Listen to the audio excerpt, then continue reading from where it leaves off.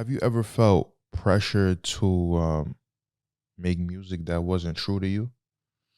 No, because everything that I don't know why when what the majority of people like, it's rare that I find people that to like what I like. So majority of people just like microwave food. Mm. Even in their own lives, they prefer to buy fast food and cook a nice home cooked meal. So that says a lot. So I've never once sat down to think like, why would I want to change myself to make people like me that don't even like themselves or Yeah. like anything, aren't isn't interested in anything. You don't have no idea. You don't know no tastes. You don't like texture, and so I'm just weird. So I've always just been in my own world with it and just be like, yo, whether they like it or not, this is what.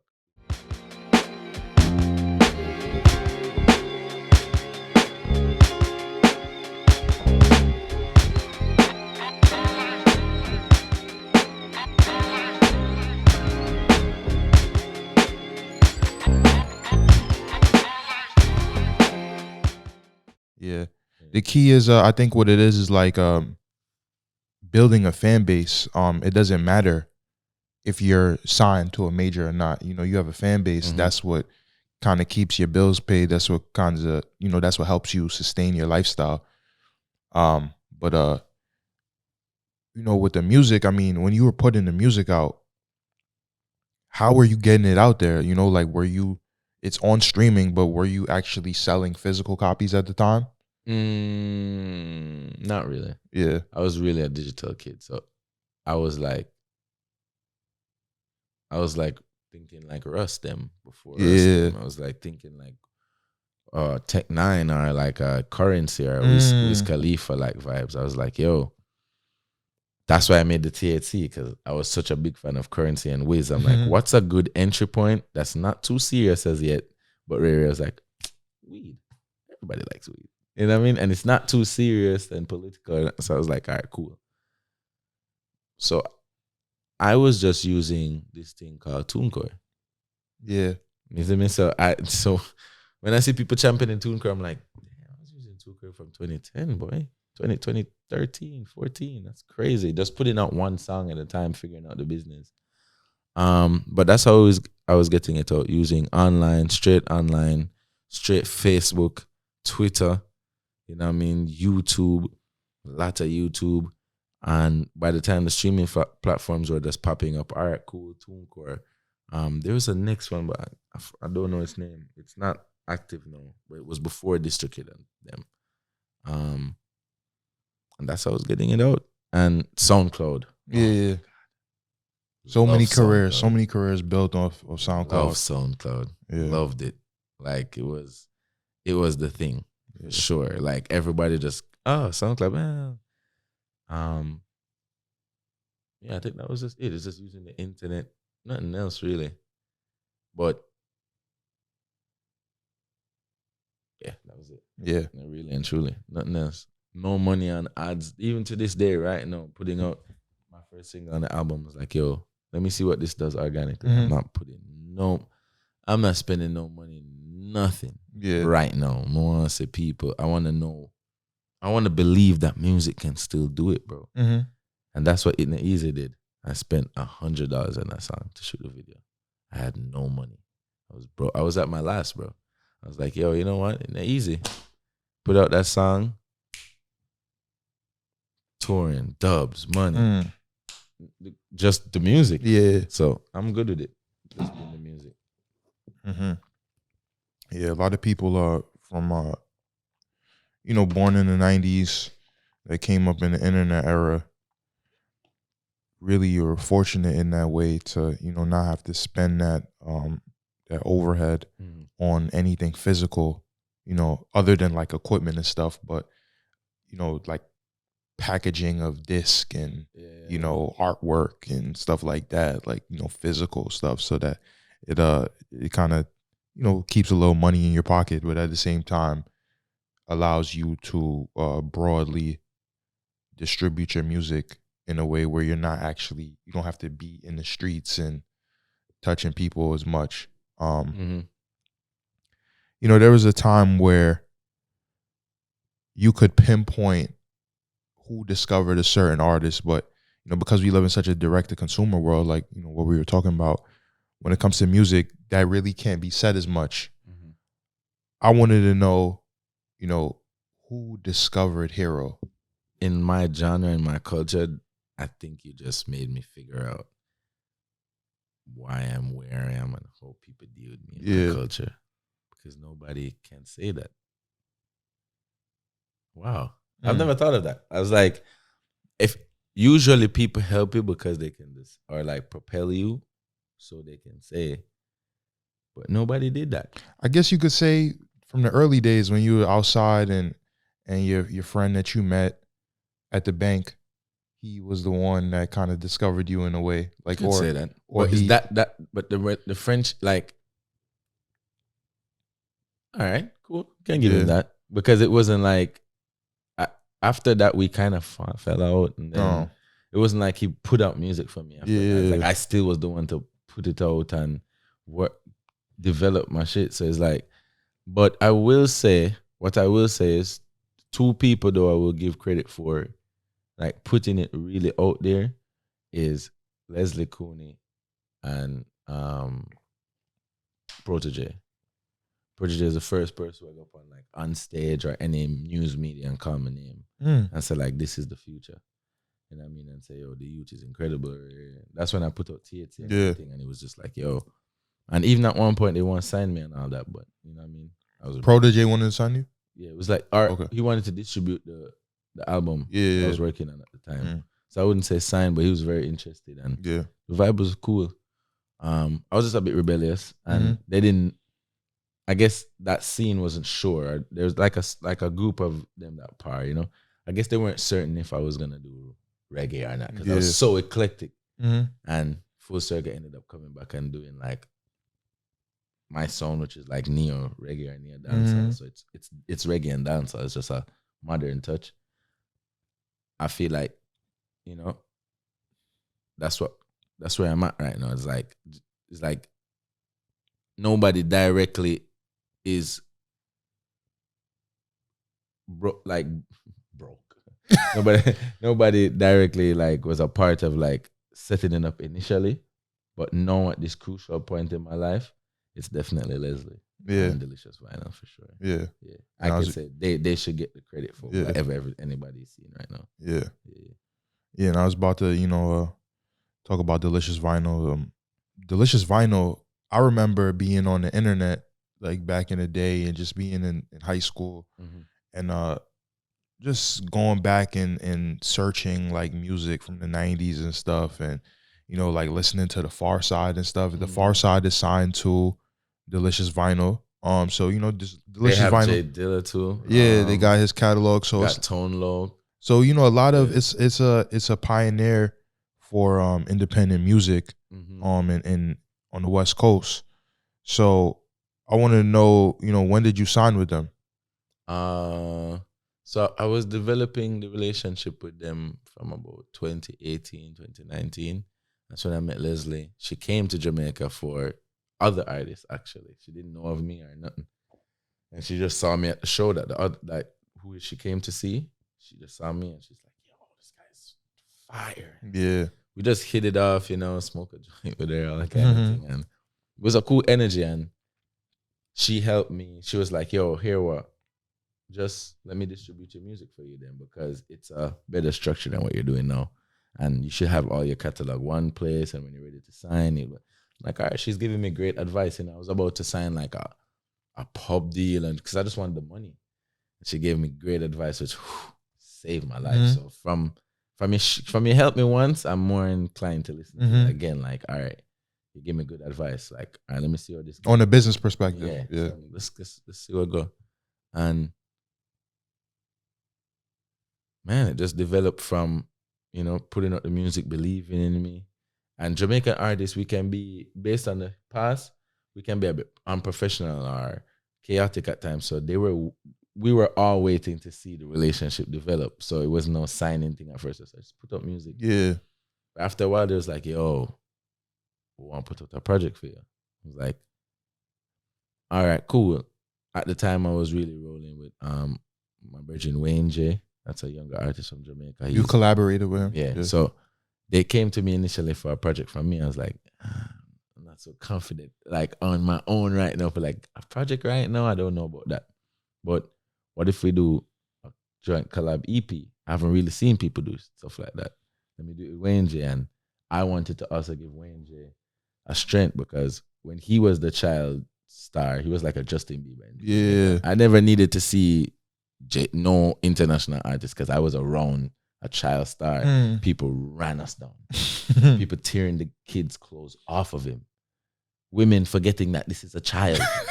You know what I'm saying? So it's like, and I mean, I'm stuck at 6, 7 years old, and he was the first one to bring me on stage. So I just wanted a full circle moment to show my loyalty to you. I would be like, yo, I'm up now, so let's do something together. Yeah. So did the project, even got Skilly Bang on the project. It was great. Skilly Bang was blowing up at the time. So that was like, we and him go at the same time. So it's like, perfect. Plan accomplished. So that's another good sign again. Like, oh, I did this with Delicious Vinyl. It worked out. Everything just worked out. I don't know why, but it just worked out. We got 3 months on Apple banner. Yeah. We're just there on Apple for not all genres. So when it was skipping and showing you what albums are out, we were there for 3 months. British Airways took up the song. You know me? It was just like that. The Young Boss was dubbed Skilly Bang's best verse. Yeah, by a vlog. So I'm like, sick. All these things adding up. That project did good. You know, it's growing. Then that's when I talked to Leslie and be like, yo, you should manage me. For sure. So it wasn't even about a signing. It was like, yo, you should definitely manage my career. And she hasn't managed anybody since like Mr. Vegas, and because she has success as well. Yeah. Everybody she's ever worked with is good in life right now. So I was like, that's a good sign. You know what I mean? She was the one that even discovered it wasn't me with Shaggy and was telling people like, yo, that's the record. And they were like, nah. And when that song blew up, they was like, what are you saying again, Leslie? who you working with, dog? Because like, it wasn't me when Diamond, bro. Yeah. So just to have that one of the biggest songs ever, really. So to have that ear, so all these things just met my trust her, isn't it? Yeah. And then she ended up having a sub label under Delicious Vinyl called Delicious Vinyl Island. Yeah. And I was like, man, this is so cool. Like it was just a perfect alignment because it's basically just an island version of what Delicious Vinyl is, which is bridging the gap between Caribbean music and hip hop. That's me. You know what I mean? That's me in full totality. Like I'm nostalgic enough because I can wail like a wailer. Yeah. But I love the modern, so I can chant or toast like a rapper. That's the balance. So it's like, it just makes sense. And I believe in 2020, after that project, it was just a done deal. Yeah. I was like, all right, cool. 2021, we're gone. It ain't easy. Put out all that. Boom, another sign again. It needs just work. She was like, oh, I need 3 weeks to put out this song. I'm like, Leslie, I'm putting out this song in 7 days. And she's like, all right, fuck it. 7 days. And it worked.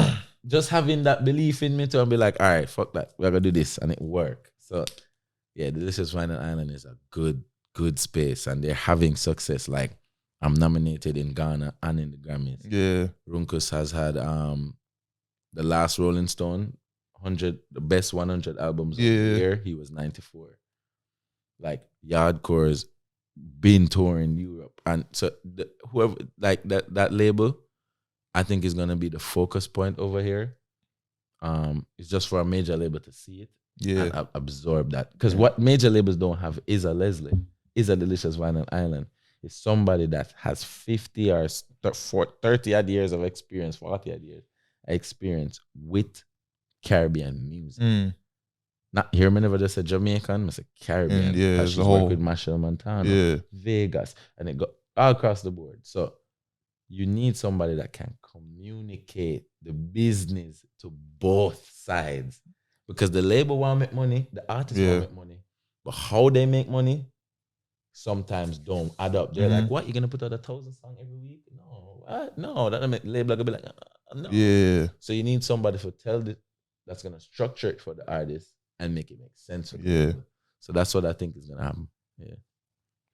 And that's your first record label you've been signed to, right? Yeah, first. So it's good that you have such a good relationship with them, because you hear so many horror stories. We come up in the generation where we watch all the Temptations movies and all of the movies with the bad contracts and the crooked managers, and every day you see a different music business horror story with an artist. So you're in a good place, a good time, I guess, with some good people. Yeah, my manager calls it fear dust. She's like, things just work out for you. Yeah. Like, cool. So have you ever felt pressure to make music that wasn't true to you? No. Because everything that, I don't know why, what the majority of people like, it's rare that I find people to like what I like. So majority of people just like microwave food. Even in their own lives, they prefer to buy fast food and cook a nice home cooked meal. So that says a lot. So I've never once sat down to think like, why would I want to change myself to make people like me that don't even like themselves or like anything, or isn't interested in anything? You don't have no idea. You don't know no tastes. You don't like texture. And so I'm just weird. So I've always just been in my own world with it and just be like, yo, whether they like it or not, this is what is coming from me. Yeah. Like I can't stop it. So luckily there's just a few people that mess with it, man. Yeah. I'm so happy for that. Yeah. I would hate to think of a universe out there in the multiverse of me not being me. That's so weird. I can't imagine me being just doing whatever because you feel like it's gonna be successful. Just feels weird, because like I just don't feel it. Some of the things I just don't feel. Even if I rate the artist or rate whatever is out, just because everybody's rushing to it, I'm gonna take a second. Yeah. I'm gonna wait 3 weeks to watch John Wick. Nah, you guys talking about it too much. You're gonna influence my choice, my decision, if I like it. Yeah. You know what I mean? So I wanna you get me? I wanna make my own decisions on what I like and music is still about what you like. Hopefully other people just like it too. Yeah. And you're not the only person that's like you, You can make music that's true to you, and there's gonna be somebody, and then that somebody turns into tens of thousands of people, millions of people, hundreds of thousands of people who think like you, who have the same taste as you. So I mean, I definitely understand.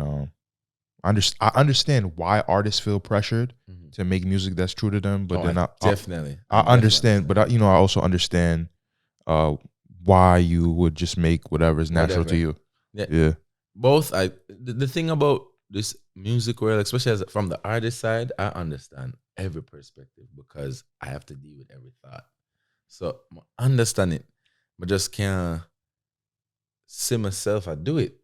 So I just not do it. Because for me, when people even ask me like, "Oh, your image, you here, like your planet," I'll be like, "No, I just never want when me asleep, me hear a strangle me. When me I eat, my food I teeth my food. Me also, that's why you put it up, yeah. And when the place too hot, me hear just make me sweat. So I just keep it up, and it stay up so much, I forget to even up sometimes. It just become a thing. I prefer that be an image than me sit down and say, how am I gonna become something with them can like? The narrative of them gay, women have to want to jump you and guys have to want to be you. I'm like, they don't really have to. Yeah. You know what I mean? Yeah. So I don't have to sit down and plan it. So same with the music, same way I carry myself. Is either you like it or I'd go with you. Yeah. You know what I mean? Yeah. Historically, many Jamaican artists, like we talked about this earlier, where Bob Marley became more popular in death. Many Jamaican artists like Bob Marley and the Wailers, they blew up internationally before they were appreciated back home. How well is your music received in Jamaica? It's received very well. With me, I get that like, well, I haven't been back there in almost a year, so I'll find out soon when I go back, like underground how it is. But before I left, it was like a young sizzler. You know what I mean? I'm not the most polarizing figure. I'm not controversial, and that's what sells in the news. Yeah. So I'm not that guy, but I'm the guy who walk in the street, man. I have to walk with security. It's a good place to be in, right? It's a very. I think it's a better space to be in than what I've seen my friends. I forgot you. I know every single artist in Jamaica, and the 100-man round your lifestyle. It's a constant psychological game because these are wolves, and they will eat you. So yeah, you almost have to create a persona, especially if you like a street artist. You know, exactly. You gotta like a lot of those guys. They come from living a legal life with you, or whatever, and they, you got to feed the wolves. Yeah, and what I found too is most of the youths them were the artists wasn't living that life. Them just give off that energy because that's what they want to attract. They want to mimic what they see growing up. So if you see a man and walk with 100 man, everybody say him are the artist. To be an artist, you feel like you need 100 man. So how my music is in Jamaica now, it's you always want it to, where you come from, you always want more love from them. But I've come to understand like the love for conscious music in the world, period, not just Jamaica, but Jamaica too, for sure. Conscious music is absorbed on a personal level. It's not played, it's not consumed in clubs, it's not consumed at weddings, it's not consumed at birthday parties. It's true. And this is where people gather. So that's why, club music is just known more outwardly. Yeah. But if you should ask a person, what do you listen to in your personal life? They would probably tell you something. It's a deep song that helped them through a moment. So I've actually accepted being that guy. My prefer be the therapist for the world. Yeah. Like, sit with me while you cook and you clean and you meditate. Listen to me. Like, listen to me. When you go party, listen to them. Yeah. I more don't want to listen to me in the club. I don't want to hear about life hard and easy. No, give me the escapism. You need a little balance. So, all right, cool. So, and I'm see it in people's eyes. I see how them talk to me, like, especially other musicians. So, an artist I'm look up to,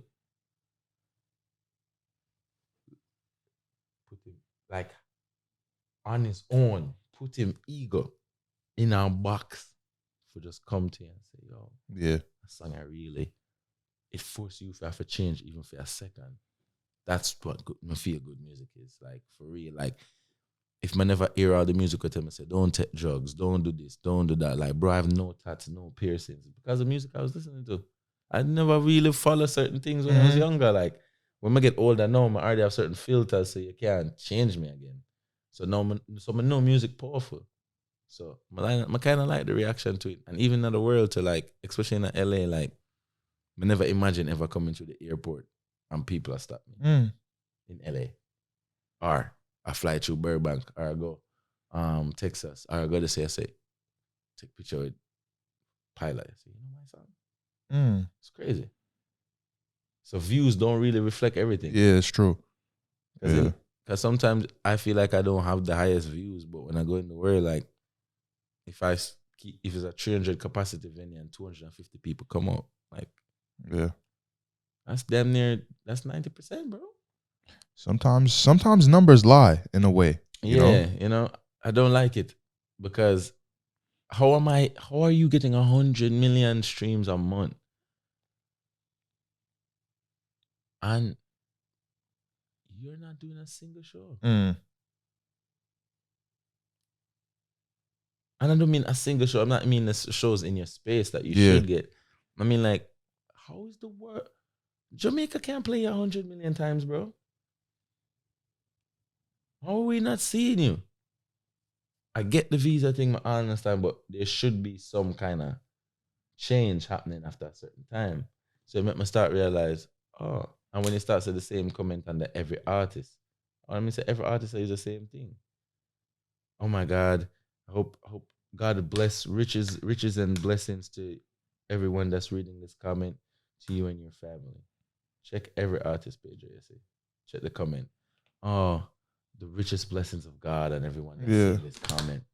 Oh, I'm gonna work with you one day when I blow up. Oh, song is dope. Who's still here? Bots. You know what I'm saying? So I just can't. Like, Just bro, bots, I man. need A lot it of to be bots. real, bro. Yeah. I need it to be real. If I go on my Instagram and I see 50,000 followers, I'm like, that has to be real. I'm not buying a single thing. Yeah. I need it. Oh, so I want to get 10,000 views? That means 10,000 people. Or 5,000 people pay it twice. Or 2,500 people pay. Isn't it? Or 1,000 people play it 10 times. Like, my need for no. So that's how it is. Yeah.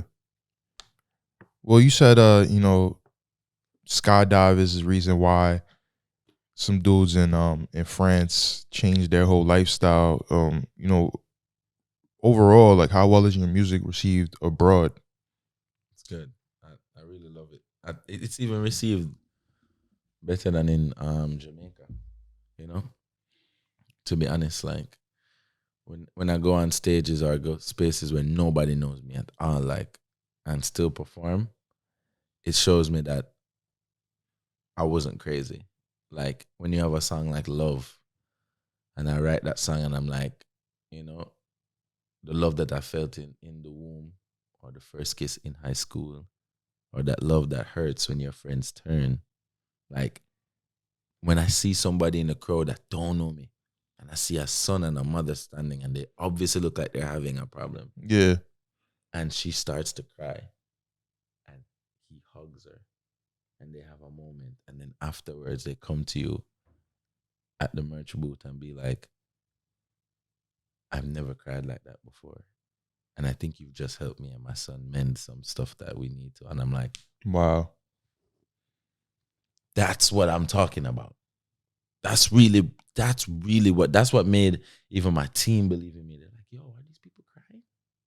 Yeah, feel my shirt. So be like, yo, nah, this shit is crazy. So that's what made me even believe more too, because the people over here seems to need some heroic music more than Jamaica. They know all the proverbs. Yeah. They know all the sayings. They know all the bush tea to drink and what to do and what not to do. The people over here really are depressed, especially our generation. Like, they're very concerned about their future. They're worried the world's gonna blow up. They're worried about so many things. So I just want to, like, solidly just bring what I think to the table, and I think people are gonna just gravitate to it. Yeah. I won't say that I'm like the most up-to-date person with everything in reggae and dancehall, but you know, from seeing the culture and genre my whole life, it seems like the genre prioritizes hit singles more than albums. So, and you know, I may be wrong, but No, you're right. Yeah, okay. So, you know, what's more important to you, you know, albums or singles? In my personal time, when I listen to any music, it's albums. Yeah. I'm an album guy. So if anybody asks me what's your favorite song, I always get upset, like literally mad as hell at them. I'll be like, yo, don't Yeah, answer it's that. so difficult for me to answer Like, that. how I can give you my top 5 albums, and that's still hard. So, but it's easier. So but my personal career, how I choose to do things is, once again, in my own world, gut feeling. I have in my mind, there's a formula to, like, consistency to doing music. If I'm a musician, just like if I was a plumber or a carpenter, I should be daily doing what I do. Now, when it comes to releasing of music, it's all gut feelings. Like, oh, it's time for a song. Oh, it's time for a project. You should always feel that. You shouldn't just do it because, man, do it. Yeah. And that's the issue where I think is in Jamaica. The artists burn out because they feel like, oh, when I get one, I need one more soon. Need one more soon. I need one more soon. And when you run out of that as an option, that's What when do they do albums. Yeah. They do albums when they burn out. I never thought about it like that. I never understand that. Why wouldn't you do an album when you're fire? Yeah. Why would you wait till you're burnt out? So it just never added up to me. Because the fans, you're not the only one getting burnt out. the people getting burnt out too. Exactly. And they look at it, and now it's so obvious. People literally talk about it every day in their everyday life. Like, oh, it must start for on boss, you know. It must start for burnout. They can't see my use about the same lyrics there. Because you have voice 6-7 times for the week for 6-7 producers, 6-7 different sound. At some point, bro, you're gonna just I didn't know that like that was really the formula for putting albums out, you know, because you look at like, you know, it's not even no disrespect to Spice, but like Spice been out for like since I don't know, like 15 years or something like that, and she just put out an album like but her thing was like ago. Most of it is like with her specific people is like legal issues. She never like she and her label was at odds, and they didn't want to put it out. That's how vengeful. That's how this business is. Sometimes it's a lot of internal conflicts. You see me? So, but majority of the youths, them, if you realize, is after them do an incredible amount of singles run. Like, I mean, some people even get 10 hits back to back. Valiant right now is on a incredible run. And I fear that if it don't transition soon to which the goal should be for every artist is becoming a touring and performing artist to be able to put out proper singles and bodies of studio work to put together a brand that can get endorsements and sponsorships and deals, and for to later at some point sell your catalog for a retirement check. That is what you start to see now a lot. That's the 4 pillars, bro. Literally of what this whole thing should do for you. So if you're maxed out the singles and you're doing nothing else, you're just gonna fade. That's what I've noticed. And you could have an artist that puts out 1 song a year and does everything else right, or even 1 project or body of work for once every 3-4 years, and they'll never fall off because they're doing everything across the board. You realize, okay, Kendrick put out an album 5 years ago before this one, so we saw him doing ad commercials still. He was doing the beats and them things. Features. He was doing features. He was setting up his brand for a nice retirement check for the last album with TDE. All that is all good. Now he can do whatever he wants. That's the point. And he's a touring artist. While we weren't getting music, he was touring every year, selling out arenas. So you can't just. So the point of me being here, the point of me learning, the point of me coming here is to one day set an avenue like that. Leave breadcrumbs, come back, be kind of an A&R, do something for the culture that makes them understand. It's, when I say 360, it's not a deal, it's your life. Like, you have to think about every aspect of this music thing and really try to understand how you're going to increase all the stats. Like, all right, I'm max out the hits them, all right, I can't ease off. Breathe. Go take a trip. Go to the river. Learn some stuff for singboat. Tour. That's what that's for. So put together some show, and if all of them not gonna pay you 25,000, bro. Just put together something, go somewhere where you never go before. See who they're gonna come out, build. Just do some other stuff. So that more I do. Yeah. Do you think that your emphasis on you know, and you having that laid out, like that 4 pillars system, and your emphasis on making albums comes from your love of hip hop? Because for sure. Love, like, because nobody not gonna say it, and even though hip hop is the number 1 genre now, so them can't refuse it. Hip hop has made some of the best albums of any genre. Just for its ability to literally collaborate with every genre. So you can't just say the Miseducation of Erica, but the Miseducation of Lauryn Hill was an R&B album. It was a hip hop album. It's a hip hop album. So collab. Yeah. You can't say Distant Relatives that's a rap and reggae album. It's hip hop. So fusion gone. You can't say Just name one, bro. Any hip hop Or album. a name, or like Drake albums. Drake albums are always a mixture of hip hop and R&B. And Kanye has had a super impact on my life, bro. Like his mom's a cancer, mine's a cancer. Everything I've read about, I was like, man, he's so different. Like he's the one that people don't realize. He'll go on TV and say some wild shit. That's me. I want to. You know what I mean, so. And then not too wild. Not too wild. but his progression of albums is so incredible. I don't think we'll ever see somebody like that again, bro. Like, that's like a Michael Jackson run. Every album is different. Michael Jackson stopped after a point. Yeah. How do you go from fucking graduation, all these things? How do you come from dropout? How do you come from college dropout, graduation, then go to like 808s, then go to Jesus, Beautiful, yeah, Dark Twisted Fantasy, which is arguably the best hip hop album. I don't care what nobody, like that album. There's a reason why he has 66 people singing on the song, bro. I understand why you feel like that. I would disagree, but I did not. Not the but best it would overall, no. It's it's up there. His time, yeah. It's up there, but it's sick. Like so, all of them. If we go through Jay-Z's albums, you're gonna find some ones that are like, damn. Biggie's like, damn. How do you make an album for after you die? Life after death, and you're dead. That's actually what I think is the greatest hip hop album of all time. We're gonna agree there. We're gonna agree there for sure. That's the. You have good music because I don't know if people realize it. I'm like, yo, it's perfect. Like albums. I like albums that I don't skip.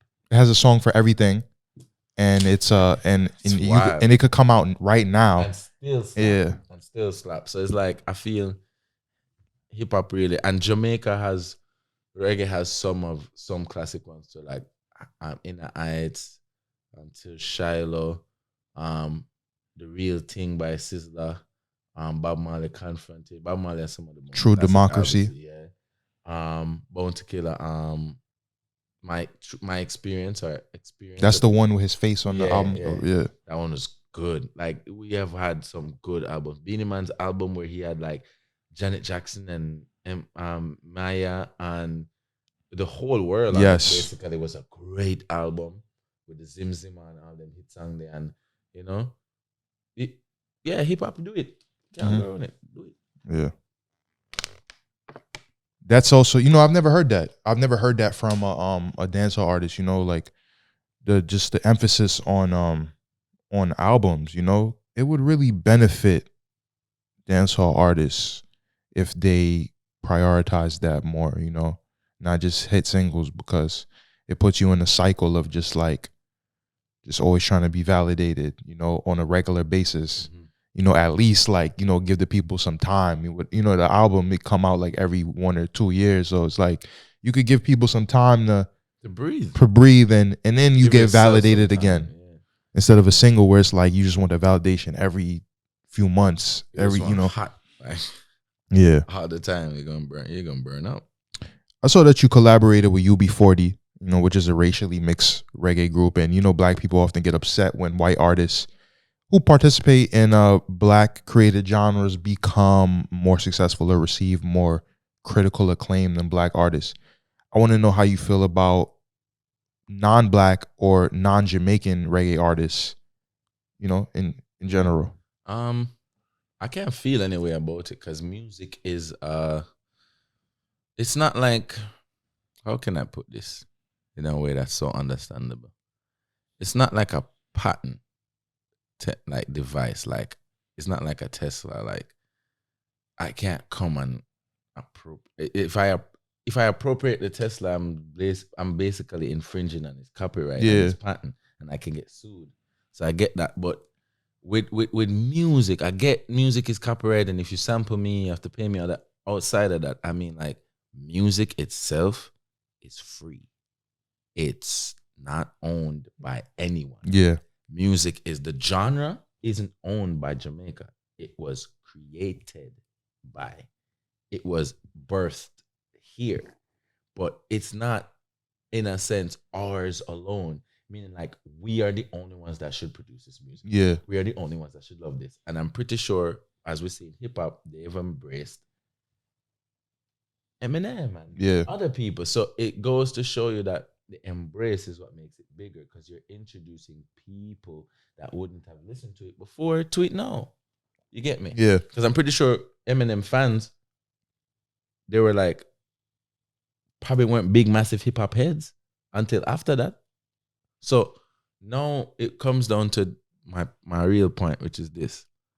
Once you've studied, researched, and done your due diligence on what you're doing, you know where it comes from, you know you're not a part of the culture, you know you're not from that space, but you love it, you respect it, you want to do it, you practice it from you're a child, you've been going to all these shows. Like most of these white reggae bands that I've met and I've talked to them, they've gone to a Luciana show, they've gone to a Burning Spear. They're 6, 7, 8 years, 9, 10 years straight going to these shows. And when things got difficult, whether it was on the part of visas, on the part of the artist being unprofessional, because nobody wants to talk about that, on the part of artists being paid and not showing up, these artists made a way for themselves in their own space because there was a vacuum. Simple put. And they worked their butt off because it's even hard for them to validate themselves in a space that is not theirs. So I will say this to say is, nobody has it harder in a genre than a person that's not from the genre. So I actually feel a little sad for them, because if money is the only thing we're using to watch, then it's kind of a lame argument, because money in general for everyone, you have to figure it out. And if we've had this genre for so long and we've had success for so long, and somebody can come over the last 10 years with due diligence, research, respect, can make more money than you, what are we not doing? Yeah. You telling me it's just the skin, bro? Are you crazy, bro? Music, when you listen to a song, do you hear a skin? Yeah. Can you feel the person's skin? So much music me hear when I think I did black people white. Some holy whole soul song. That was a black guy. That's white. Billy Culture with the guy that died the other day. I thought that was a black guy. So you can't tell. So my debate is, we're at a point, especially reggae, where all hands on deck are needed. It's like a football team. We need a coach. Bobby Caldwell. There we go. We need the technical support. We need the coaching staff. You know, not just the 11 man on the field or the 2 star players at the front that score the goals that we only talk about. We need the goalie. We need the defenders. We need the midfielders. We need the PR. We need the marketers. We need the videographers. We need the podcasters. We need every person that respect and love this genre on the field working. Yeah. And they've helped, because thanks to us, we have them. And thanks to them, I have a space to come and perform in California. A platform that is readily available to accept me and my music. So I don't know how else to look at it. Really and truly. I've sat about it and I've thought about it. UB40 has nothing but love and respect for the culture. Them making money off of it has nothing to do with the love and the respect for the music. That's just business. Yeah. And we've learned that, yes, thanks to the setback of teaching, lack of education, oppression, suppression, we get that part of it. They don't teach us about business, but that's us. We have to figure out the business. Yeah. It's not the skin that makes the business better. It's the brand. It's the business, bro. Like, I know people that have many race, bro, are stupid rich. Yeah. But what is common between them is how serious they take the business, how shrewd they are. That's why I need a manager. If I step into the place and you're my friend and we're doing business, I'm going to give you a discount, bro. Yeah. I have a heart. A manager will be like, you give him a discount, give him 2%. I'm just going to give him 50. You get what I'm saying? You need people like that, bro. So big up everybody will do, especially reggae and dancehall. Big up the people that are in Europe, in America, in Africa, in Asia, we do and love reggae music because thanks to you, Lila Ike just toured Japan. Thanks to you, I'll be there soon. Thanks to you, I'll be in Ghana and Kenya. I'll be doing more shows in California. And just the South by Southwest with just the SOBs. We're doing shit that legendary people do too because people come over here. And people are over here already doing it. So I have to just respect that. Yeah. And I think you're adding also, like, you're saying that you need to have a certain level of seriousness and professionalism. You can still have that and still be yourself, And you still know, be yourself. without selling yourself out. You still got to have that business acumen, I guess, professionalism, you know, just overall. Or just take yourself, bro, just take yourself serious. Like, know what you're worth. Like, one thing I love about, like, being around, like, all the Shaggy, like, my mentors, them or whatever, is hearing their experiences around their legend. People they look up to. Hearing him around Sting and then watching an interview and then seeing the energy sometime when you get to be around them is like, they laugh, they smile, they have fun. You see when it's time to put on that music cap, bro, and put on that business cap. Yeah. We're not smiling. And that's what most of us don't have, because the creative side is fun. It's glamorous. The business side. I've just learned recently while making this studio album, a real album is where good songs meet good paperwork. It's not an album if you don't have paperwork. It doesn't even count. Yeah. So I was like, wow, I could make 10 best songs with 10 people. I have to now go back, and over the next 2-3 months, that's why albums take so long. Each person has to get a paper work that has to be signed, and we have to agree on numbers because ain't nobody coming back to sue nobody. Yeah. That's how it really works. So that's what they have over us, man. It's not the skin. It's not the whatever we think they're appropriating. Is that they're in a space where, you know, they see the knowledge, they read the books, they access it, they put the right people around them. They're not nitpicking and worried about what they're giving up to this person, or this person's trying to take this from me, or the fight that's only in our minds, or this competitive nature that's around them. You'd have 2 white people that hate each other and do business. Yeah. You'd have 2 black guys that hate each other and kill each other, bro. And would never do business, even if it benefits them both. You get me? You'd have, like, even in the industry, we know that Drake and Kendrick probably is not as cool based on music shots, but they have songs together. Yeah. And if they're gonna be on a stage show together, the other person's not gonna go to the promoter and be like, if he's on the show, I'm not doing it. Yeah. That is what we do. But we're not talking about that. That's what's holding us back, not them. You know what I mean? So I did something there with it. Yeah. But, you know, also there are, of course, you know, some artists that have that professionalism, and, you know, some black artists that have that professionalism, and, you know, can't give white people all the credit. No, but when I say that, is not even we're not even talking about them. Yeah. Because it's the ones that don't. Yeah. Are the ones that always talk and say it, they are taking from us. Yeah. No, I get you. The people that are doing it, you never see Jay-Z say nothing about nobody in the hip hop. Yeah. Or Eminem. Why? He's doing it. Yeah. So I've come to understand too, is like, success and lack of success changes your opinion. Because if you're doing it and you're seeing success and you're out in the world and you're traveling and you're seeing what's happening, you'll be like, oh, I get it now. Yeah. You're not just taking it from the media. You're not just taking it from a social media post or one guy ranting off and you just want to agree with him because you rate that guy. You would notice that, oh, if I'm just about mine and doing my thing, I'd be in the same position too. Yeah. Fine. Cool. So the professional musicians in the space that are black know them. We know them. We actually know them. They're the ones that stand out. Yeah. They're the ones that get it right. They're the ones that never take drugs and fall off. They're the ones that never get into crimes or get into rape cases or do. They're the ones that we look up to right now. Have you ever heard anything bad about Kendrick? No. Not only thing we heard bad from him is what he said on his on the therapy session and the cheating. That's him. Well, I've never heard it. Those are the ones you got. And even if he had a drinking problem, he said, I had to nip that in the bud. Yeah. I don't smoke weed. He nipped his stuff in the bud. Yeah. because he see what it takes to be a professional musician. So the ones that do, you see the sacrifice. You don't see them at the club. You don't see them doing nothing. You don't see them with no bag of jewelry. You don't see them with the flashy cars. They buy a nice, modest house. Kendrick could have easily bought a $15, $20 million house. Bro. Yeah. He bought a $500,000 house, bro, which is still a good house. Yeah.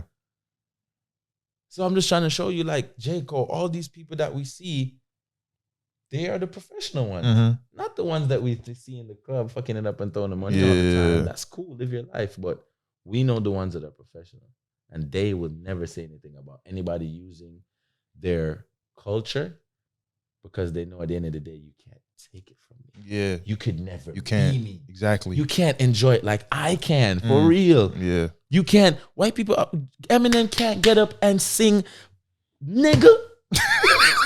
You can't feel what that feels like, bro. You can't feel what it feels like. So don't get upset at them. They can't even feel it. Yeah. They just do it because they see you do it and they just love it, bro. Yeah. They can't get up and be like, yo, bumbo clot, your ass cat pussy can't feel that shit. So that's the truth. Yeah. You know, it's it's true. Like, yeah, no, it's true. But that takes me to my next question, you know, about like the content, right? You know, you just said nigga, you bumbleclot, Ross clot, all that. You know, violence and lewd content has always been a controversial topic in dancehall. You know, now the hot topic is the glorification of lottery scams and you know, the obia and the music, which is, you know, been taboo for a very long time. How do you feel about this content?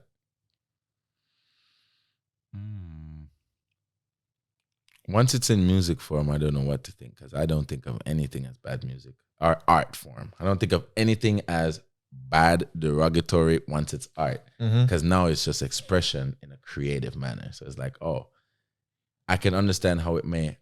Oh, it's not even like an opinion that can harm people. It's just art. Yeah, it's how you take it. So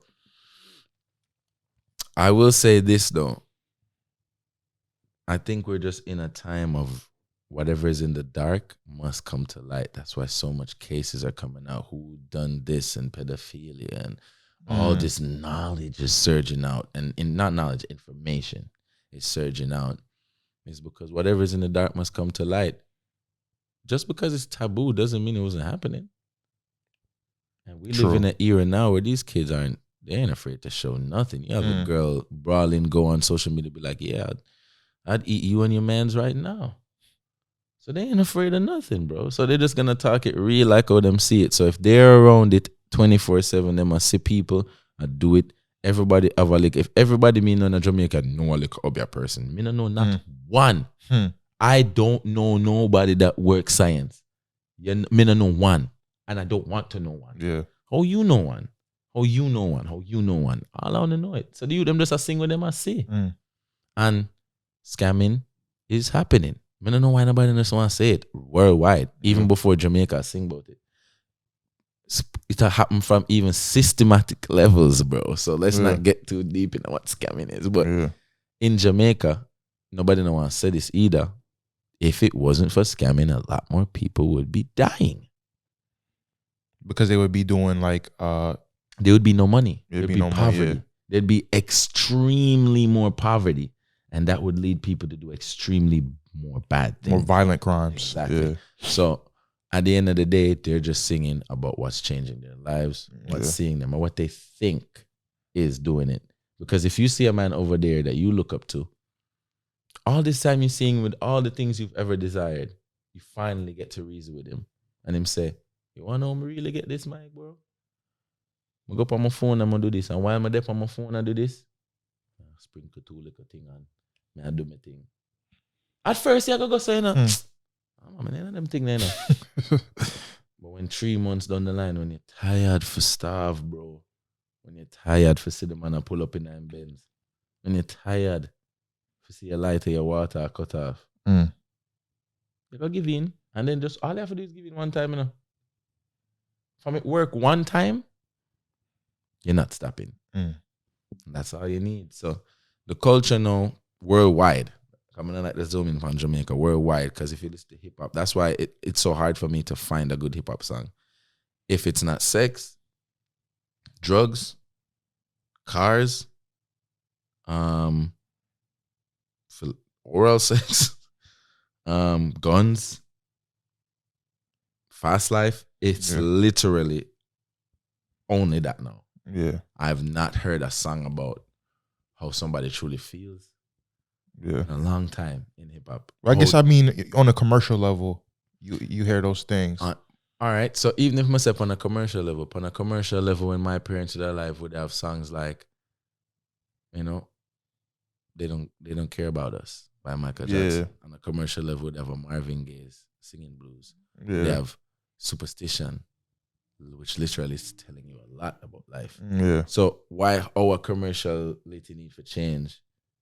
Why does the music have to get worse for the commercial? That wasn't the case. Yeah. So now it makes me feel like, oh, this frequency creates the environment that makes more money. Mm-hmm. Simple. Yeah. If you're sick, I make more money off pills. If you're drinking, I make more money off the drink. If you need to escape, you're gonna drink. If you need to escape, you're gonna use drugs. Yeah. And it's already illegal, and I make so much money off it. So it's just, bro, I have to just be realistic. I'm living in this world. I'm not even on the side like previous generations or an older person on their way out or a baby on their way in. I'm living in it for real. So my answers just are gonna be a little bit more perspective. Cause I could just come up here and say, yeah man, the music they're fuckery. Shit music, yo, what kind of science? What kind of bumbleclar or foolishness that? Or I can sit down and literally tell you what I understand because I know what's happening. Like the youth them are wait for the culture embrace somebody like me for once. For embrace somebody like Bob Marley for once. And not wait till that person is either dead or far removed from the culture where you can't access them like a Jimmy Cliff. We can't relate to that. We only can relate to somebody who see come from the ghetto. Him within reach. Don't wait till that person leave and then they only have examples now of. So if I only see one thing and get promoted, I want to make money. So why wouldn't I just do that too? Skilly said in an interview brawling and it's like everybody deaf to him say. I say, yo, when I put out the universe and the lyrics and the bag of thing, I actually try. It not get nowhere near the views like I'm go whap, whap, whap, whap, whap, whap. And nobody can even fight him on the idea because it's true. So you gotta look, So I guess you're saying you gotta look more inward to yourself when you critique this music. Yeah. You said true. He's a professional with these words at the podcast thing. Can't say that's exactly what I try to say. Before you look upon the music, what about you? What is it saying about you? Yeah. What does it say about society and what it has accepted and what it has made the youths the future of our world? The youth, them always say, youths are the future. They are gonna be the ones. The world where you set for them, you're telling them that. Fuck them, I hate me for this shit. I really respect Tommy Lee. But you showing me that a hardened criminal, a man where you just lock up, but do a crime, where sing the music, wanna say I fuck up the place, can come out and go right on the biggest stage show in Jamaica. While I have never been booked for a Sumfest in my entire life. And I've had records that are big in Jamaica. The hypocrisy. That's what it is. Yeah. So, I don't know what else to say. So, speaking of Skilly Bang and Tommy Lee Sparta, these guys have, like the content that we were talking about, the crime and the violence and stuff like that. And, Jamaica, going back to Jamaica being a conservative, like pretty much Christian country, a lot of these songs are banned on the radio. So what are your thoughts on the censorship of music? It's like the censorship of drugs. You know it goes. Reverse psychology. If you tell me don't do something, I'm going to do it. Yeah. So I think that's just a very lame approach. You're just forcing them to do. When them did tell me back then to stop listening to Cartel, you know what I did? You know what we did as a generation? Listen to Cartel. It was way more. Turn it up. Champion him. Because now you tell me to the person where we relate to, you don't like them, that means you don't like we. So we don't like you neither, bro. We don't listen to radio, so we don't care. Worse, no, where we really don't listen to radio. Like, we have streaming. Like, you can't tell me what to do. And in Jamaica, you play top 40 American music anyways. It's not like even they play we. You know? I have to sneak on my song. I have to ask a friend for, yo, put on this night playlist. The top 40 would have never be 20 Jamaican songs and 20 American hit records. No, it's going to be 38 hit records and 2 Jamaican songs. That's a juggle through it. So, we don't care about you or the streets. So, the sensory is just, I think once again, them thing that just prove to me, say, that's why we just not have 80-year-old people that run a country. We don't have 70-year-old people that run a business. We have them advise and guide younger peoples in that position to lead, because you just don't have no more tactics left. You don't have no more solution. So you ban when Carter come out, which was 10 years ago. How much years ago? You lock him up for 11 years, and you come back and you got to just ban back a next guy, and then you got to just ban back a next guy, and we just not gonna listen to you. Yeah. But they just link. I bet they didn't link. Some young artists like all we are champion, some conscious musician, do some programs, some skits, some ads, create content, and make them see something different, bro. Like, you know what I mean? You know, just tactics them just lame, bro. Yeah. So the sensory thing will never work, because radio don't cater to us anyways. It caters to corporate and advertisement. Advertisement and corporations don't care about me. Yeah, I always say that the radio is just basically like a corporate playlist. Corporate playlist, like simple. It's an audio advertisement, pretty much. Basically. And if you don't fit even the tempos and the sound and how certain things play for that to be sold, you're not even on it. So sure. Pop music alone play on radio. Yeah, true. Popular, This year you attended the Grammys. Yeah. You were nominated for your feature on Rocky Dewani's Never Bow Down. You were nominated in the same category as Burna Boy. Mm-hmm. You know, Last was one of the biggest songs of last year. Mm-hmm. But did you have the slightest feeling that, you know, maybe we could win this? Just being there, you have a 25% chance. Of course. It's like 4 of us. It's like, all right, 1, 2, 3, 4. All right, we have a chance. We have a 20 to 25% chance that we can win. But I really thought it was going to be a 50-50, because I just thought we were going to lose to Burna. Straight up. I was like, there's no way we're beating that. I thought nobody in that song was beating. On that list was beating that song. That song has arguably had a hold on us when it came out. So I was like, all right, if we lose to Burna Boy, it's cool. 50-50. Because I didn't know the other two. And when we were there, for us to lose to a white guy playing a flute, I was devastated. I was like, not devastated to lose the nomination. I was devastated that Burna didn't win. Yeah. I was like, I don't even know the flute song. That's crazy. So I was just, and that's when now, the fantasy of being at the Grammys faded. Yeah. Because I was there the whole time, and I was like, in the moment, wow, amazing. Oh, nominees. Yeah. And then I saw the choices and other little things that made me say, oh, okay. Would you go back? My father had this thing that says, you can't preach to the people that are saved. You have to go where the sinners are. Mm. So I can't bring reggae to spaces that already have reggae with it and do something new. You know what I mean? So I think anywhere that this image, this rebellious nature, this frequency can be seen and heard, I'm going to be there, not for the thing, but for what I bring to the thing.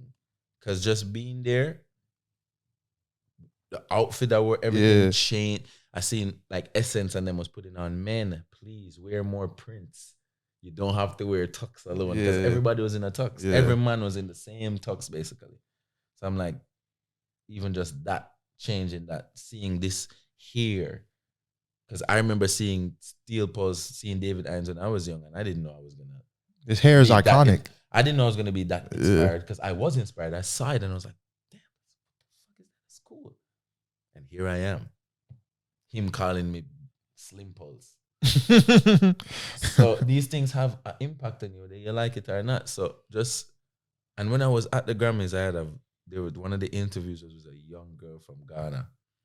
And I knew my music was playing in Ghana, but I didn't know that it was playing so much that even the youths, like babies, are knowing it now. And she's like, it's really good. It's really good to see so much representation of Africa and the Caribbean at the Grammys. It makes you feel like anything is possible. And so just to quote you what she said, like anything is possible once you put your frequency in the space. Somebody could be watching it on the TV way somewhere and they just be like, oh, that's kind of cool. You know what I mean? Reggae. I've never heard of reggae, but Jamaica. The fuck's a Jamaica? You know what I mean? I want to go there, you know? So that's what I think I should do. Like just anywhere I'm called and it makes sense, I'm going to be there, leave that energy and watch that seed grow. Yeah. So, I guess based off what you're saying, you enjoyed your time at the Grammys, though. Nonetheless, it was well, I guess because you kind of felt like you were gonna lose, but you didn't know you were gonna lose to who you lost to. Mm-hmm. So, I guess that's in a way that's a good mentality to have going into that situation, because you could still find the space to enjoy yourself still. Mm-hmm. How is it to bun a spliff with Paul McCartney, Sir Paul McCartney? Man, that thing is still going viral. I don't even know why. Like, I thought he was a avid ganja smoker. I thought this was it was a normal thing. But I guess he had said something at some point in his life, say stop smoking weed because it was kids, and so to see him smoking is like, oh, he's they're like spinning it, but I don't even know how to feel about it, honestly, because it's just like I smoke with so much. Like, I think this is the only one I've really posted up. Yeah, like a lot of bro. I wish I was like every other person. Yeah, like, I've been around so much legendary people that to me, the reason why I'm around them is because I think they're normal, and that's what they like. So it's like, I think he just gravitated to me because I was the only one there that obviously, I'm a rate him, I want part of it. But in my mind, I was like, oh, that's Paul McCartney. Yeah. He don't want to talk to me right now. He good. He just walks, come on. Yeah. So I'm like, that's just been my life. Like, I smoked with fucking like Jamaica. I've smoked with fucking a lot of people, bro. Because Kanye came to Jamaica for a free concert. And to all my networks there, anybody that come to Jamaica, I know from them reach the airport. Because I used to live near the airport. Yeah. Friend up everybody. So once you land at Mobile or Kingston, I know say there. So I know when everybody there. And everybody's always there. Yeah. Dua Lipa just left. People's always in Jamaica, bro. Silently too. Like Jay-Z and them good. They went to my ex-girlfriend's house to shoot the On the Run tour clips. Oh, yeah, I remember that.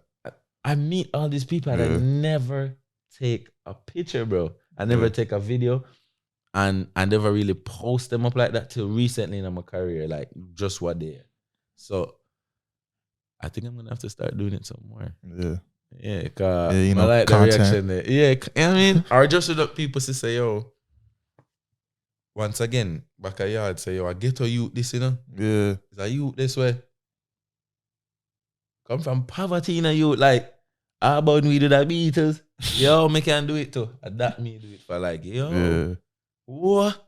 Yeah. And to show you that these people are regular people too, and you'll be surprised, like, even though, doing this podcast, reaching out to people who I feel like are like super big, high profile, and they, they respond to you and they respond in like a timely fashion, so you'd be surprised. But Paul McCartney, they blew up in the 60s with the hippie era and free love, and they're from England. You probably look like a dread they probably saw in Birmingham in back in those days. That's exactly what it was, because they were just like, That's literally they were just like, something smells good, and I was like, that thing. Yeah. And that was his daughter who said it, and then he just peeped over her shoulder and be like, get out of the way. And I even looked at him like I was like telling him to be careful. Like, hey, yo, it might be a bit strong. And he just looked at me like, you must not know who I am. Like, you know, he's just like, do you know how much weed I've smoked, boy? You don't know. You don't know how high he was, though. When he left, he was probably higher than he ever been. I'm just so happy, though, that the family is cool about it. Like, they're not like, you know, they're not like mad about the video. So I'm good. Yeah. What advice would you give upcoming reggae and dancehall artists from Jamaica? The advice would be is just know you're coming into a genre that wasn't supposed to be here. You're coming into a genre that still isn't supposed to be here. You're coming into a genre that always gets the lowest budgets from every label, that always gets the least looks, doesn't get the biggest platform.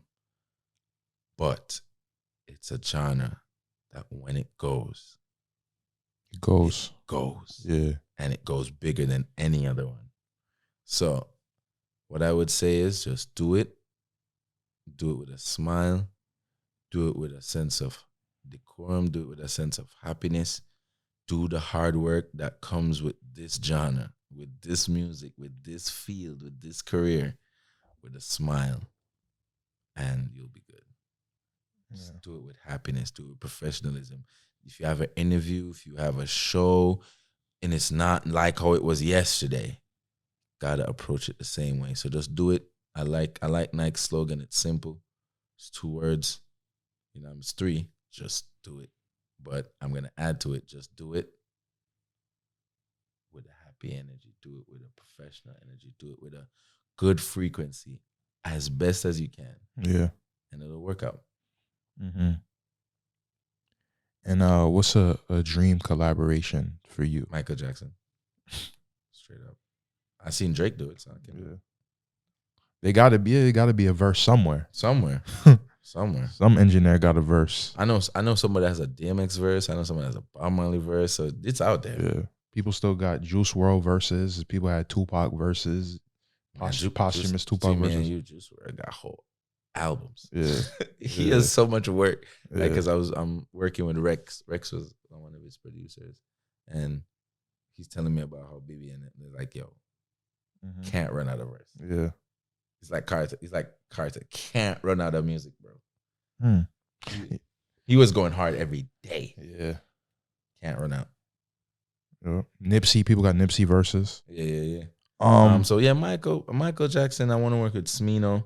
I have a collab list right now. That's pretty dope. So you and Smino, I think that will work. Yo, I just found out he's a Libra too. I got it. It's over. Yeah. I really like his music. It's dope. It's different. I want to work with Mariba. I want to work with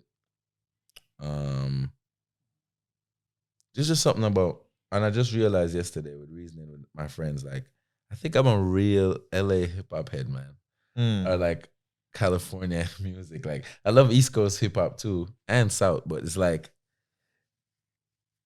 there's just the beats. I think I like how California music is so up tempo. Like California, all these things, like even the Bay Area with like the E40s on them. Like, I really like how the synths, how they slap. So I have a lot of dream Cali collabs, like a Snoop, like an E40, like, you know, Smino, like even Kendrick, even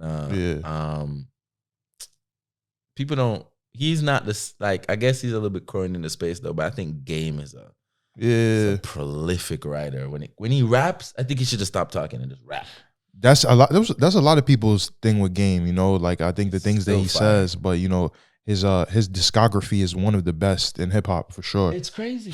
It's crazy, like how we view him. Yeah. And when I listen to his music, I'm like, damn, this is the one time where the personality is just not matching the music. So like how you can take Jay-Z's catalog and be like, yeah, I can see that. Yeah. Jay-Z carries himself like that. Or even like Rick Ross. Rick Ross has a great catalog too that people sleep on. Because if we're talking about from the hustling all the way from Port of Miami 1 to Teflon Don, which is arguably one of the best music of that luxury rap type. Like anybody that's doing luxury rap, Teflon Don is unskippable. Literally. Like every song on it Teflon slaps. Don and Deeper Than Rap. And Deeper like Than back to Rap. There we go. So, and I like certain aspects of Mastermind. So, like, you know what I mean? Like, it's just sick, bro. Like, the collabs in my mind are just sick. Yeah. Like, what I want to do, I want to work with Tommy Lee. I want to work, I'm working on it right now. I want a song with Vibes Cartel. You know what I mean? Yeah. And a song with Bob. I'm going for it. My list got a couple dead beats. Yeah. Yeah, I'm not gonna lie. Yeah. What would you be doing if you weren't making music? A neurologist, neurosurgeon. Yeah. That's what I was studying when I was younger, but my parents couldn't afford it. So I was really interested in the brain. Yeah. I was only interested because I wanted to know how to turn 5% to 50%. I was like, if I'm only using 5% of my brain, like, what would 50 be like? So I just wanted to study the brain and be like, access it and do some shit like some dolphins and talk telepathy, like do some shit. You know, I was trying to unlock superpowers, bro. I'm not even lying. I was like, yo, this is the avenue to the superpowers. Like anything this thing does, this thing does. So that's true. Outside of that, I have no idea what that'd be, bro. Yeah, probably a Don or something, like a mafia or so. like a fucking cat. Like what's his name? From the Narcos. Nah, even bigger than that. Like what's his name? Pablo. I'd be like Pablo, because those people are just master. Like they talk their way out of shit, literally. So I think that'd be. Well, you can still have those skills without doing the things that they did. You know, to make them money. I'd be doing it. You can't have that power and not try to blow up a few courthouses or something. What overall message do you want people to take away from your music? Why fit in when you were born to stand out? That's a cheat. I'm cheating. I don't know. What I want people to take from the music is that we're all literally living the same life, just in a different way and in a different body and in a different.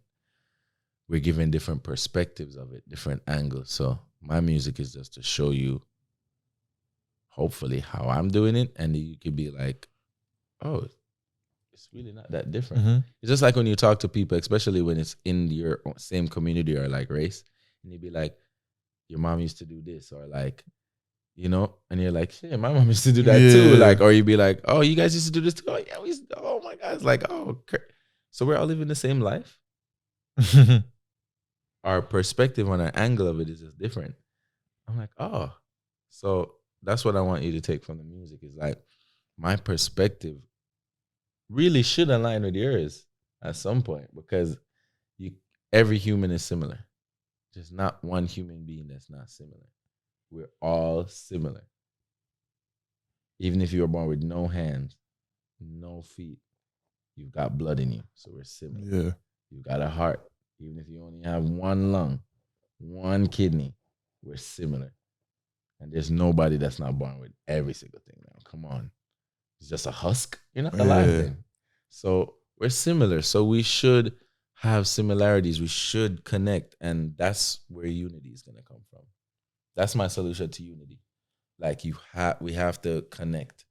So that's what I want to take from the music. My songs are actually conversations. Yeah. If you really sit down and listen to it, it's like if we was here talking and I was like, Jano it grieve me, no brother. Like, yo, earth ready, no dog. Easy, no dog. What do you have, my friend and my family, them man, not deceive me, brother? And it's like, yeah, you are said to me like, yo, so what go on? People are trying to deceive me, dog. Art reflects reality. You know what I mean? And they said to me, said, yo, man, I left you now. Yo, hope you make it home this evening, you know. All right, bless up, bro.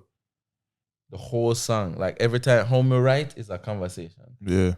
More you can listen and be like, while you listen to the song, you're supposed to have questions in the pockets in between the words. Are you supposed to be like, that him say?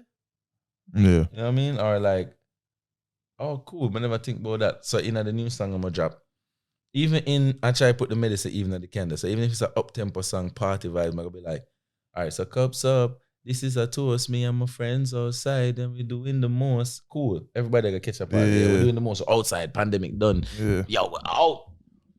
Me live my life, cause when me turn a ghost, me can't spend all of this money, can't take it go home. So I live it up. Yeah, that is the code. Cause all work no play now brighten the bulb.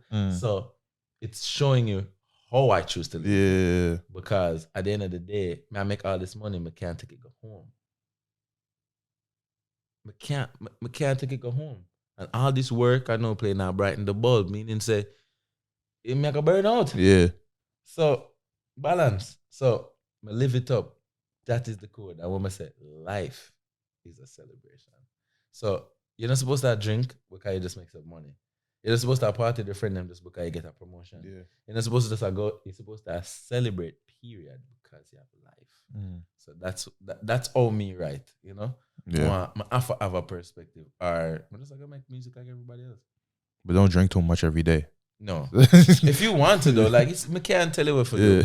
Like everybody have them vice. I smoke literally probably 20 ads before day. So nobody can tell me if I stop smoke. Yeah. So I can't tell you if I stop drink. But what I can tell you is life is a celebration. So celebrate the life that you have. And if you value your life, you're not gonna drink all your life. I'm sure about that. Yeah. That's true too. So what's next for Blvk H3ro? First studio album. I'm partnering with Delicious Vinyl Island for that.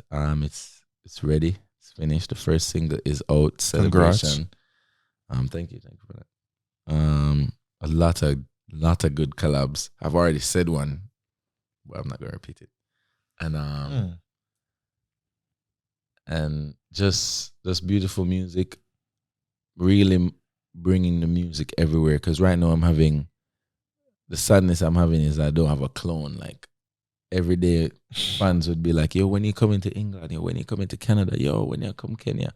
Yo, when you come over Israel?" Like, it's just, you know what I mean. So the new mission right now is to get the show on the road And a stunt globally. double. And a stunt double, for sure. And yeah, just keep having conversations with the world, keep progressing, keep growing, and showing that growth and being accessible and having people access that growth. Because I just feel like before I transition from this space, there's gonna be a few people that I want to say like, "Yo, you changed this." Yeah. So I really want that. I am really big on change. I'm really solution based. If I can't find a solution, I get so frustrated. Yeah. Like games, when I play games, if I can't zero the, I'm not stopping. I'm not falling asleep until I beat that boss. That's just me, bro. I have to figure it out. Like, so, like, yeah, my girl, that's the mission right now. Continue to figure out this music, this life, and keep providing people with the tools for navigate it too. Whether it be music, a podcast, interview, artwork, whether it is music videos, whether it is an appearance and a performance, whether it is a book or an audiobook. Like, yeah, just to continue that mission. My last question for you is why do words matter to you? Oh man, you're just going on a whole thing. Because both as a coming up in a Christian household and studying the Rastafari faith right now and just being a student of Rastafari, you'd realize that both are actually like saying the same thing. Like, in the beginning was the word. That's literally what starts the Bible. In the beginning was the word. In Rastafari, we say word, sound, power. So words translate to sound, which give you power. Words are very powerful, like extremely powerful, even more powerful than any other way you can think about. power of the tongue, it being written on a page, it being thought in your head. It's an activation. Words are an activation spell. They activate things. So that's why in my music, I deliberately don't sing about death. I don't sing about crime. Yeah. I don't sing about anything that I wouldn't want in my life. I sang about the Grammys. Came true. I sang about performing and touring. Came through. I sang about being alive and being happy and celebrating it with good people around. You know, that's literally what's happening. I'm singing my life into existence, bro. So, and then I've seen the opposite effect, where I see people every day get up and tell themselves that their life will not be better. And I've seen their lives over the last 10 years not get better. Yeah. So be very careful of these words, especially the English ones. They're full of trickery and double meanings, and sonically and like enunciation wise, they mean different things too. So take it from a songwriter. These words are really powerful. Yeah. And to leave you with the last example, Vybz Kartel literally sang that he was gonna get 35 years and his face was gonna be in every wall, in every prison. Take it from me, I know every Vybz Kartel song. He's now facing 35 years in prison and has now been transported through every prison in Jamaica. They've moved him from all of them. So he's been through all of them. So his face has literally been through. He's facing 35 years. That was the eye-opener for me. And that's my favorite artist in the world. Yeah. That's somebody that I look up to. Yeah. So I have to look up to that too. Yeah. Words powerful. Words are powerful. And words matter, you know, like the name of this podcast. So thank you once again, Blvk H3ro, for allowing me to interview you today. You know, it's a long interview. Actually, my longest interview to date, but you know, it was a great interview. Straight. Yeah. Yeah, thank you so much. And everybody check out all of Blvk H3ro's music on all the streaming services, Apple Podcasts, Tidal, Spotify, you know, Napster. Yo, you can bootleg it too, man, as long as you don't have it. Yeah, LimeWire, whatever. Yeah. You know, check out the YouTube channel, check out social media. Where are you located on social media? What's your social media name? It's Blvk H3ro across every platform. And I mean, you can spell it regular because I've also made that change too. But Blvk and Hero with a 3. That's me. Okay. Everybody, words matter. Go like, comment, and subscribe on all the platforms that I'm on. YouTube, Spotify, Apple Podcasts.